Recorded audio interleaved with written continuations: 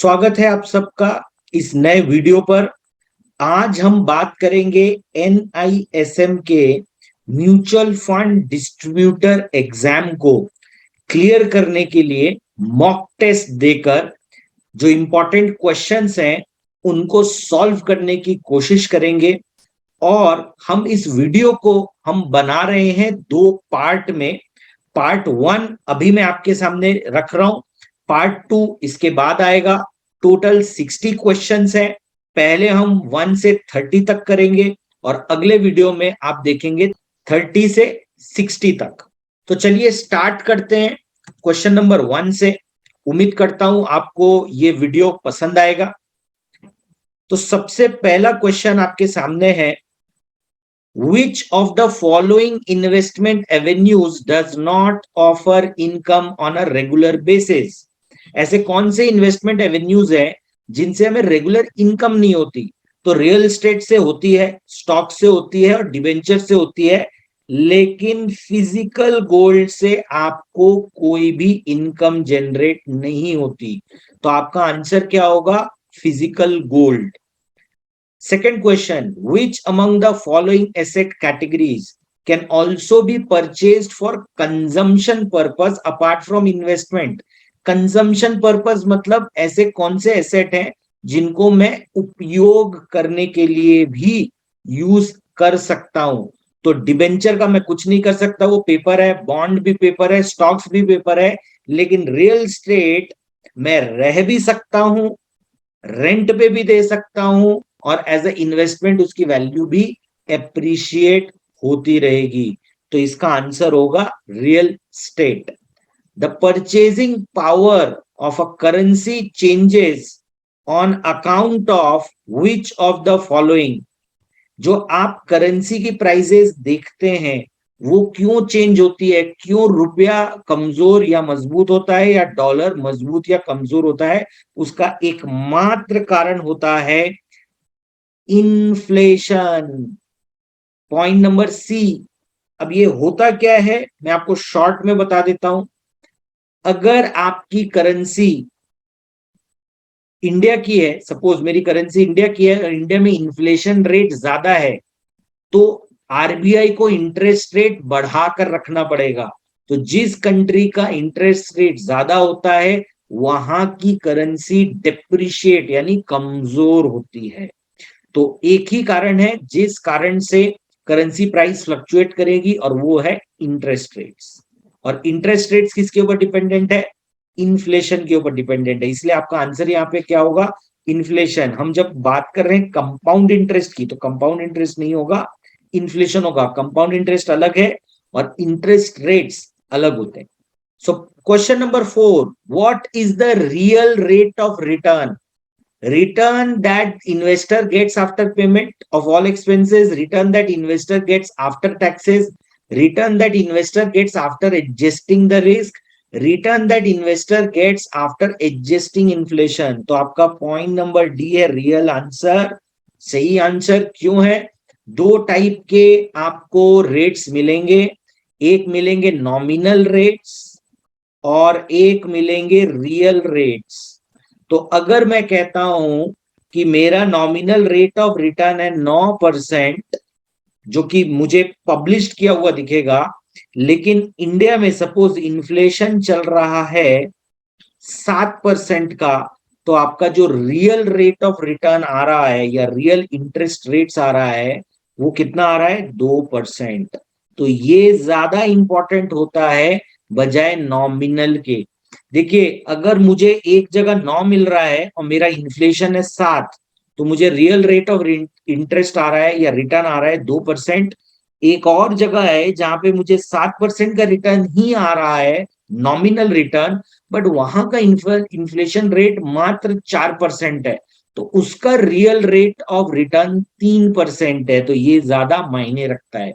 तो as a mutual fund distributor ये आपका काम है कि आप अपने क्लाइंट्स को समझाएं कि sir nominal rate of return से ज्यादा इंपॉर्टेंट होता है रियल रेट ऑफ रिटर्न, और वहां पर आप कॉन्सेप्ट समझा पाएंगे उनको रिगार्डिंग एडजस्टिंग इन्फ्लेशन का। When the interest rate in an economy decreases, the price of the existing bond decreases. Point number C. Why? अब देखिए, अगर आपके पास में ओल्ड बॉन्ड्स हैं, अब वो आपको 8% दे रहे हैं, और जो न्यू बॉन्ड है सपोज अब वो 9% में आ रहे हैं, तो इनकी डिमांड क्या होगी? घट जाएगी, और नए बॉन्ड की डिमांड बढ़ जाएगी, तो ओल्ड बॉन्ड की प्राइस क्या हो जाएगी? घट जाएगी। सो यही कॉन्सेप्ट है जिसके कारण ये होगा। Point number 6, indicate how much money can be generated per unit of a mutual fund in case the scheme is liquidated। यानी अगर आज एक स्कीम बंद हो जाए तो मुझे पैसे कितने मिलेंगे? मुझे मिलेगा नेट एसेट वैल्यू, जिसको हम नैव भी कहते हैं। Point number 7, each mutual fund scheme must have a stated investment objective, state whether true or false। इसका सीधा सीधा मतलब है कि क्या म्यूचुअल फंड में एक ऑब्जेक्टिव होना चाहिए कि हम क्यों इन्वेस्ट कर रहे हैं? बिल्कुल होना चाहिए, आप सबको पता है। तो इसका आंसर ट्रू के अलावा और कुछ हो ही नहीं सकता। Which of the following is an advantage of mutual fund? तो economy of scale, option number C. क्यों होता है? क्योंकि आज अगर आप एक 500 रुपए की एसआईपी चालू करते हो तो भी आपको पोर्टफोलियो ही बाय होता है आपके 500 रुपए से। इसीलिए इसे कहा गया है economies of scale. The transparency level in mutual funds are very low, state whether true और फॉल्स। तो इसका आंसर है फॉल्स। इसलिए है क्योंकि आपको सारी चीजें बताई जाती हैं कि एसेट की वैल्यू क्या है, कौन सा पोर्टफोलियो डिस्क्लोजर किया जाता है, इन्वेस्टमेंट ऑब्जेक्टिव के हिसाब से इन्वेस्टमेंट हो रहा है कि नहीं हो रहा, सारी इंफॉर्मेशन पब्लिक होती है और आपको पता होता है कि आपके पैसे के साथ क्या हो रहा है। डे टू डे रिपोर्टिंग नहीं होगी, लाइव रिपोर्टिंग नहीं होगी, but proper disclosures are put in place. Question number 10, which amongst the following category of mutual funds have a fixed maturity date? तो आपको लगता है कि जो कौन से म्यूचुअल फंड हैं जिनमें एक फिक्स्ड मेच्योरिटी डेट होती है? ओपन एंडेड में नहीं होती, ईटीएफ में नहीं होती, इंटरवल फंड्स में नहीं होती, होती है कहां पे? क्लोज्ड एंडेड फंड में। क्योंकि क्लोज्ड एंडेड फंड एक मेच्योरिटी के साथ आते हैं, कहां से वो स्टार्ट होंगे और कहां पे जाके वो खत्म होंगे। Mutual fund 11, question number 11, mutual funds are constituted as trust in India, who are the beneficiary of this trust? यानी कि म्यूचुअल फंड जो कॉन्स्टिट्यूट होते हैं एज अ ट्रस्ट, लेकिन उसका बेनिफिशियरी कौन है? उसका बेनिफिशियरी सीधा सीधा यूनिट होल्डर है। यानी कि अगर मैं बात करूं तो इन्वेस्टर्स, तो जिन्होंने भी इन्वेस्टमेंट किया है म्यूचुअल फंड में, वो ही म्यूचुअल फंड के बेनिफिशियरीज है। Who handles the day to day management of the mutual fund? Mutual fund का डे टू डे मैनेजमेंट कौन देखता है? वो देखती है एएमसी, एसेट मैनेजमेंट कंपनी।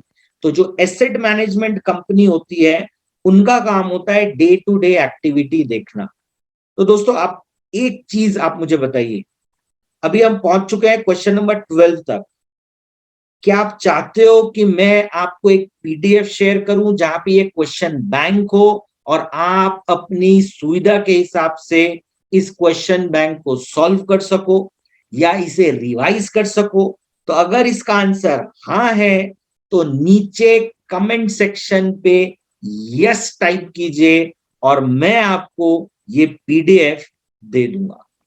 तो भूलिएगा मत, यस टाइप कीजिए और चैनल को लाइक और सब्सक्राइब करना मत भूलिएगा। अब आते हैं क्वेश्चन नंबर 13 पर। With whose job is to track the various corporate actions like bonus, dividend, rights issue where the mutual fund scheme has invested। तो ये सब कौन ट्रैक करेगा कि भैया बोनस प्रॉपरली म्यूचुअल फंड्स तक आए कि नहीं आए, डिविडेंड आए कि नहीं आए, राइट्स इश्यूज मिले कि नहीं मिले? ये सब ट्रैक करने का काम होता है ऑप्शन नंबर बी, कस्टोडियन का। तो कस्टोडियन का काम है कि उसको इंश्योर करना पड़ेगा, हिसाब मिलाना पड़ेगा कि कॉर्पोरेट एक्शंस मिले कि नहीं मिले। Question number 14, registrar and transfer agency function must be independent of asset management company and it cannot be retained in-house. State whether this statement is true or false. तो इसका जो आंसर होगा वो होगा बी यानी कि false. With which agency are the mutual fund distributors registered? तो वो जो रजिस्ट्रेशन होता है वो होता है एम्फी रजिस्ट्रेशन, यानी point number D, association of mutual funds in India. Which of the following regulates mutual funds in India? तो सेबी का रेगुलेशन चलता है, so securities and exchange board of India. Mutual funds can buy and sell securities only on a delivery basis. State whether this statement is true or false. तो इसका statement होगा true. Question number 18. What minimum percentage of mutual fund scheme corpus must be invested in equity and related instrument in case of ELSS? So इसका answer होगा point number C यानी कि 80%. Which of the following statement is true with respect to celebrity endorsement of mutual funds? So इसका answer होगा option number A. ये क्या है? SEBI has permitted celebrity endorsement at industry level for the purpose of increasing the awareness of mutual funds. यहां पर आपको ध्यान देना है कि इंडिया में कोई भी सेलिब्रिटी किसी स्पेसिफिक कंपनी का स्पेसिफिक प्रोडक्ट म्यूचुअल फंड्स का प्रमोट नहीं कर सकते. तो आप अगर देखते हैं तो सचिन तेंदुलकर या कोई भी क्रिकेटर हो या कोई बड़ी पर्सनालिटी आपको आकर ये तो कह सकती है कि आपको म्यूचुअल फंड में इन्वेस्ट करना चाहिए और म्यूचुअल फंड्स सही हैं, लेकिन कभी भी वो आपको ये आकर नहीं बोल पाएंगी कि आपको XYZ म्यूचुअल फंड में और XYZ स्कीम में इन्वेस्ट करना चाहिए. तो याद रखिए, बहुत ही इंपॉर्टेंट पॉइंट है, प्रैक्टिकल पॉइंट है. ये अलग बात है कि सेलिब्रिटी आकर आपको बाकी बहुत सारे प्रोडक्ट सेल कर सकते हैं, बता सकते हैं, जैसे कि आपको एक्स पान मसाला खाना चाहिए या नहीं खाना चाहिए, लेकिन सेलिब्रिटी आपको ये नहीं बता सकते कि आपको कौन से म्यूचुअल फंड में इन्वेस्ट करना चाहिए. ठीक है. Question number 20. Investors have the right to specify up to nominees of their mutual fund folios. So वो कितने नॉमिनीज रख सकते हैं? वो 3 नॉमिनी रख सकते हैं. तो ये क्या होगा? Option number D. अब 2 बड़े बड़े क्वेश्चन है. Please read the scheme related documents carefully. Which document does this line refer? तो ये रेफर कर रही है ऑप्शन नंबर डी को, यानी SID जिसे हम कहते हैं स्कीम इंफॉर्मेशन डॉक्यूमेंट और स्टेटमेंट ऑफ एडिशनल इंफॉर्मेशन. तो ये जो 2 डॉक्यूमेंट्स होते हैं उसमें सारी की सारी कहानी होती है. तो एज ए इन्वेस्टर आपका काम है इन सारी इंफॉर्मेशन को पढ़ना, उसके बाद ही आपको इन्वेस्ट करना चाहिए. Question number 22. Which of the following statement is true with respect to SID and SAI? These 2 documents are prepared. Option number C. These 2 documents are prepared in the format prescribed by the SEBI. तो सेबी ने यहाँ पर जो format दिया है उसमें आपको पूरी की पूरी इंफॉर्मेशन मिल जाती है कि आपका पैसा कहाँ लग रहा है, क्यों लग रहा है, कैसे लग रहा है. इसीलिए सबसे बड़ा और सबसे इंपॉर्टेंट डॉक्यूमेंट होता है. और जब आप ये सुनते हैं कि please read the offer document carefully, वहां पर भी इसी की ही बात हो रही है.